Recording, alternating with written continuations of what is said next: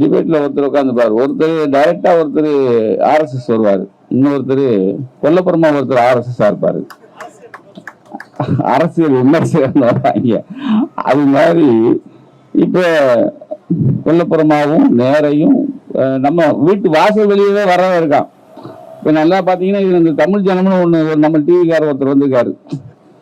அது ரொம்ப நண்பர், நமக்கு நல்ல நண்பர்களா இருக்கிறவங்களா வந்திருக்காங்க. அது ஒன்றும் செய்ய முடியாது. நான் சொல்லிட்டு தான் இருந்தேன், இது போலீஸ் ஏதாவது வீடியோ எடுத்துட்டு இருப்பாங்களா என்ன.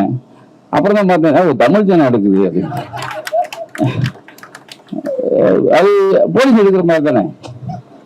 ஏன்னா ஏதாவது கொஞ்சம் தம்பி கோச்சிக்காதீங்க, ஏன்னா நம்மள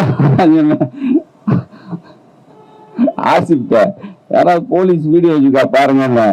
அப்புறம் தான் பார்த்தேன் தமிழ் ஜனம் இருக்குல்ல அப்படின்னு. என்னன்னா நம்மளாலே ஒருத்தர் எடுத்து கொடுக்கறதுக்கு ஆள் இருக்காங்க, ஏன்னா வேற வழி இல்லை. அதாவது இப்படி ஒரு 10 பேர் இருந்தா அப்படி ஒரு 2 பேர் இருப்பாங்க. இருந்தாலும் இதெல்லாம் போய் சேரணும் தானே. இப்ப நம்ம போறது மோடி வரைக்கும் போகணும்னா ஒரு ஜனம் வழியே தான் போகணும், மோடி வழியே போகணும்னா. இருந்தாலும் எனக்கு இந்த இந்த கூட்டம், அதாவது ஆர்ப்பாட்டம் வைக்கணும்னு நினைச்சது இருக்குல்ல, அதுவே எனக்கு ஒரு தைரியம் தான். அது உண்மையிலேயே அந்த மறுபடியும் நான் பாராட்டுறேன்.